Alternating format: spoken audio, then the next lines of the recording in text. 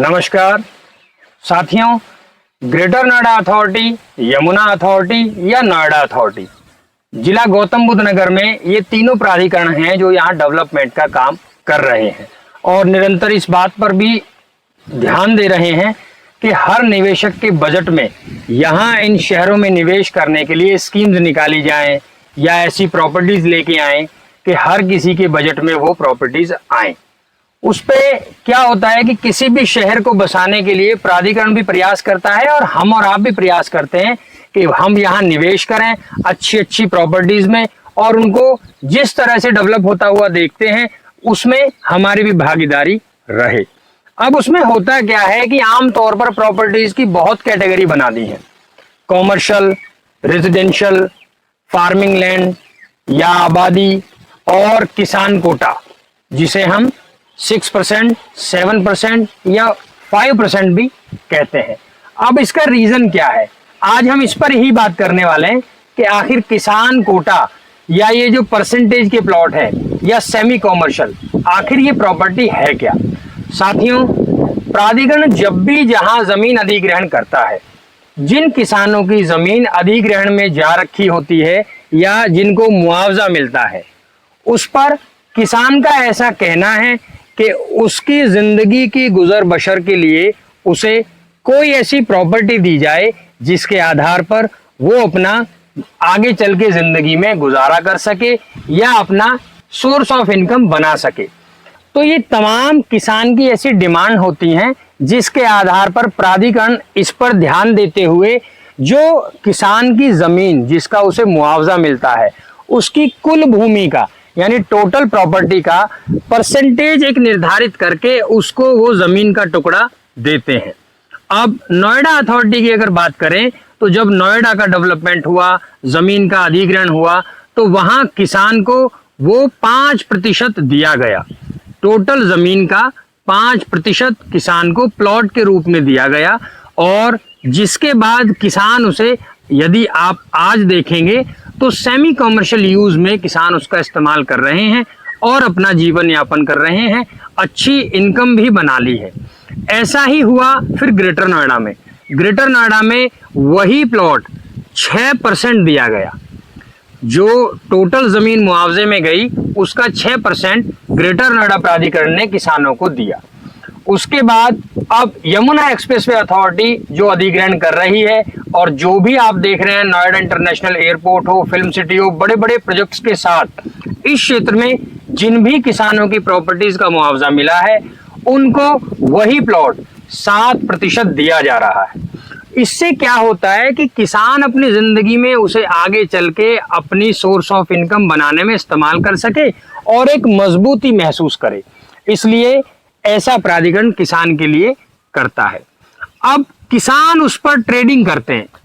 किसान क्या करते हैं कि वो प्लॉट आगे बेच देते हैं।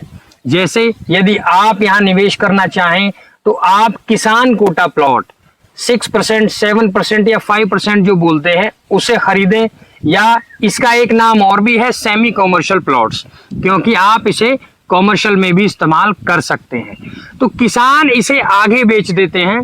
किसान इसे बेचने का पर्पज ये है कि कई बार अपनी जरूरतों को पूरा करने के लिए किसान को ऐसा करना पड़ता है। अब उसमें प्राधिकरण का ये कहना है कि सबसे पहले हम ये प्लॉट जब भी लोकेशन पर लगा देंगे उसके बाद किसान को इसकी रजिस्ट्री करानी होगी। किसान उसका पहला अलॉटी माना जाता है, चाहे किसान उसे आगे किसी दूसरे व्यक्ति को बेच दे, लेकिन प्राधिकरण सबसे पहले जो रजिस्ट्री करेगा वो किसान के ही नाम पर करता है। इसमें होता क्या है, जैसे समाज है, समाज में हर तरह के व्यक्ति हैं, सही गलत ये सब अपनी अपनी सोच पर निर्भर करता है, लेकिन ऐसा नहीं है कि सभी गलत हैं, ऐसा भी नहीं है कि सभी सही हैं। हर वर्ग का व्यक्ति है, हर सोच का व्यक्ति हमारे आपके बीच में है।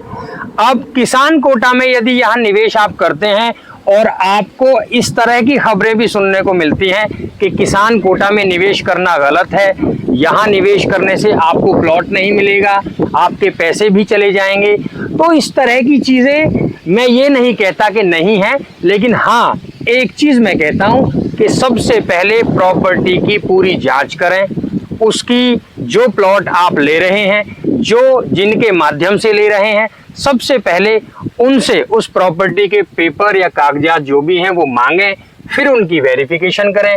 जब हर चीज की तसल्ली आपकी हो जाए उसमें निवेश करें। ये बहुत ही सुरक्षित है, किसी प्रकार से डरने की जरूरत नहीं है। वो इसलिए कि जब किसान आपको वो प्लॉट देंगे, अगर रजिस्ट्री है, जैसे ग्रेटर नोएडा में यदि आप 6% में निवेश करते हैं तो 6% आज इस कंडीशन में आ गया है कि वहां लोकेशन पर जाकर आप प्लॉट देख सकते हैं।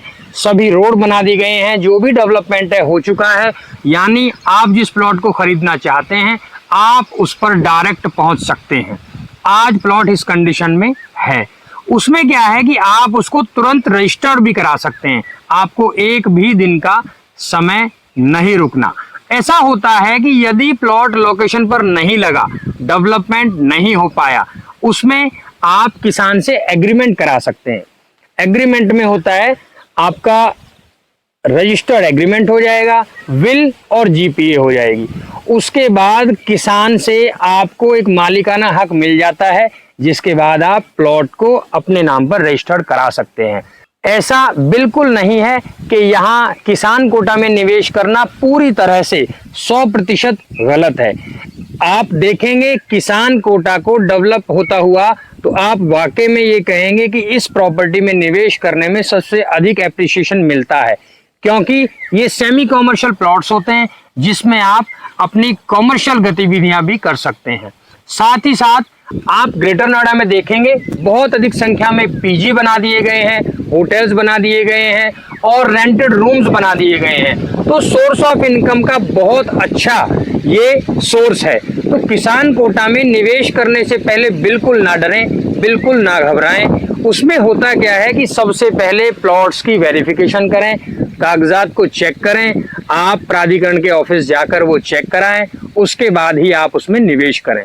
हर तरह से सेफ है, हर तरह से सुरक्षित है। एक पॉइंट इसमें ये रहता है कि यदि प्राधिकरण पहले किसान के नाम करे और किसान आपके नाम करने में किसी प्रकार की परेशानी करे तो ऐसा डरे ना, घबराए ना। उसमें क्या होता है कि आप उसे अपने विल जीपी एग्रीमेंट के आधार पर भी रजिस्टर्ड करा सकते हैं। साथियों, यमुना एक्सप्रेसवे अथॉरिटी क्षेत्र या ग्रेटर नोएडा अथॉरिटी क्षेत्र में यदि आप निवेश करना चाहते हैं या निवेश से जुड़ी कोई जानकारी चाहते हैं तो नीचे स्क्रीन पर हमारा नंबर दिया गया है, एक बार संपर्क जरूर करिएगा। साथ ही साथ हर उस व्यक्ति तक ये वीडियो जरूर पहुंचाइए जो यहाँ निवेश करने का मन बना रहे हैं। और मैं फिर कहता हूं, प्रॉपर्टी कोई गलत नहीं होती यदि आप सचेत हैं। तो ध्यान रखें, सुरक्षित निवेश करें, अच्छा निवेश करें और अच्छा मुनाफा भी कमाएं। हमसे जुड़े रहने के लिए धन्यवाद। जय हिंद।